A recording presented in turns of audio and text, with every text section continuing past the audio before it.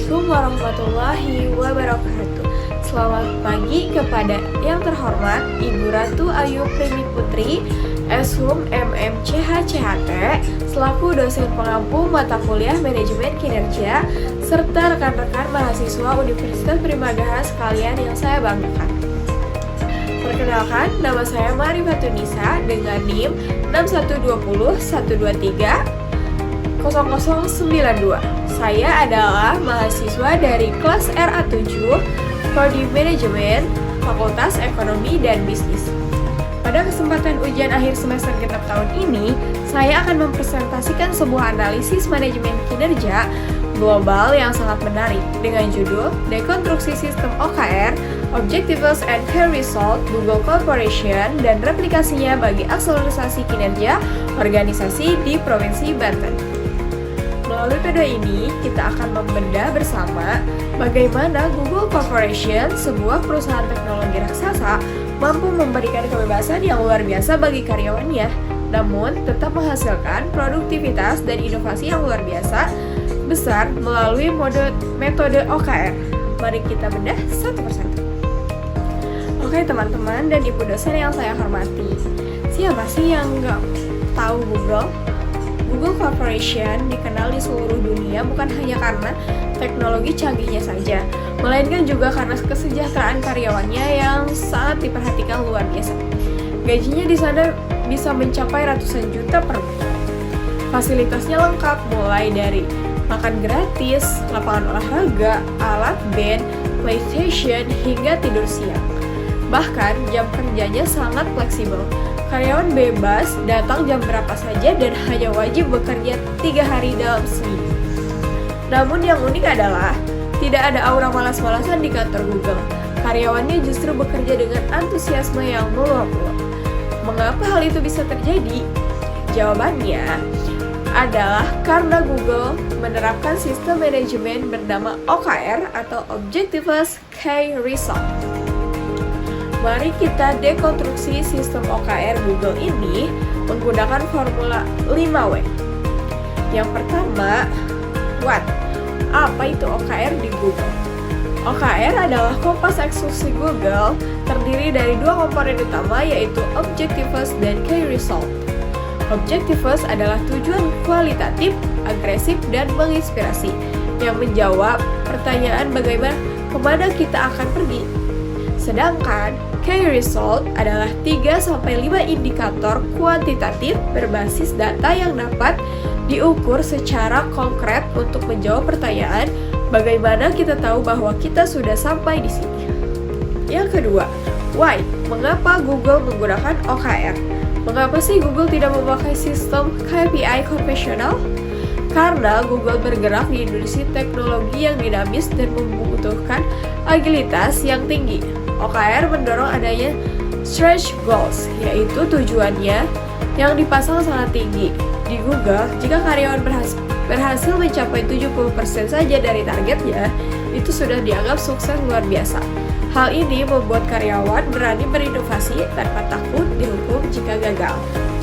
Yang ketiga, who? Siapa saja yang terlibat dalam OKR? Sistem ini pertama kali dibawa Google oleh seorang investor bernama John Doerr. Namun, kelebihan OKR di Google adalah sifatnya yang bidirectional atau dua arah.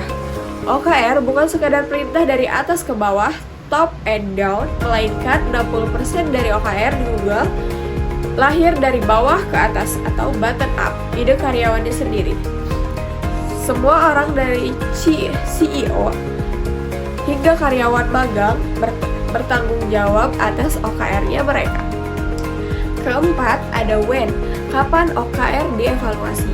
Google menerapkan evaluasi dalam siklus triwulan atau per kuartal dan tahunan.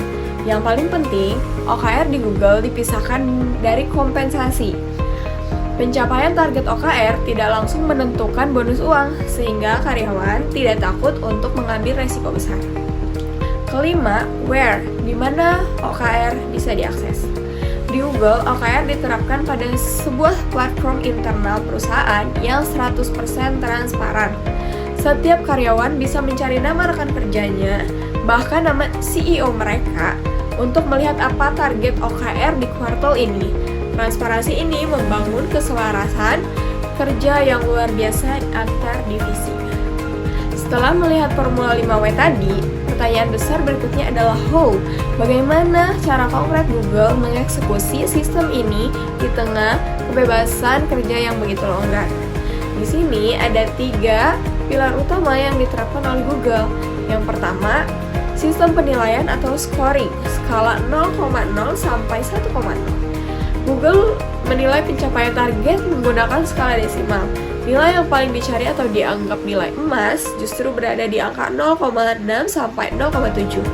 Jika seorang karyawan mendapatkan nilai sempurna yaitu 1,0 terus-menerus, manajemen justru menilai bagaimana target yang dibuat itu terlalu mudah dan tidak ada inovasi. Sebaliknya, jika di bawah 0,4, hal itu menjadi bahan evaluasi strategi, bukan untuk menghakimi karyawan. Pilar yang kedua, keseimbangan otonomi dan akuntabilitas. Semua fasilitas mewah yang disediakan oleh Google, seperti makanan gratis atau ruang game, sebenarnya hanya sistem pendukung. Google memberikan kebebasan dan otonomi penuh, tetapi menukarnya dengan akuntabilitas mutlak terhadap target OKR yang sudah dibuat. Karyawan bebas bekerja di mana saja asalkan target key result-nya yang ambisius itu tercapai. Pilar yang ketiga adalah budaya CVR, Conventional, Feedback, dan Recognition. OKR di Google tidak bisa berdiri sendiri. Sistem ini digerakkan oleh CVR, yaitu yang pertama konvensional atau percakapan rutin yang cair antara manajer dan anggota tim. Kemudian ada feedback berupa umpan balik yang kontrasif dari sesama rekan kerja melalui peer review, serta recognition, yaitu pemberian apresiasi langsung atas pencapaian sekecil apapun yang diraih oleh karyawannya. Oke teman-teman, sebagai penutup dari analisis ini, mari kita bawa pembelajaran berharga dari Google Corporation ini ke ranah lokal di Provinsi Banten. Apa yang bisa dipelajari dan diterapkan oleh perusahaan-perusahaan di daerah kita, baik industri manufaktur besar di Cilegon dan Tangerang maupun sektor jasa dan UMKM di Serang dan Lebak.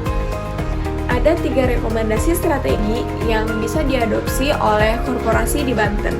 Yang pertama, mengubah budaya dari budaya absensi ke budaya output, outcome based culture. Banyak organisasi di Banten yang masih mengukur kinerja hanya berdasarkan jam datang dan pulang karyawan. Google mengajarkan bahwa kinerja sejati diukur dari target hasil atau key result yang tercapai. Sudah saatnya kita memberikan kepercayaan dan fleksibilitas yang terukur pada SDM di Banten. Yang kedua, ada menerapkan transparansi target untuk membongkar silo mentalis atau ego sektoral. Sering terjadi di perusahaan lokal, antar divisi tidak tahu apa yang dikerjakan divisi lain, sehingga jalannya tidak selaras. Dengan transparansi target ala OKR, divisi produksi, marketing, dan HR di industri Banten dapat bergerak bersama menuju satu tujuan besar, yaitu perusahaan. Yang ketiga, mendorong keberanian berinovasi tanpa takut menghakimi.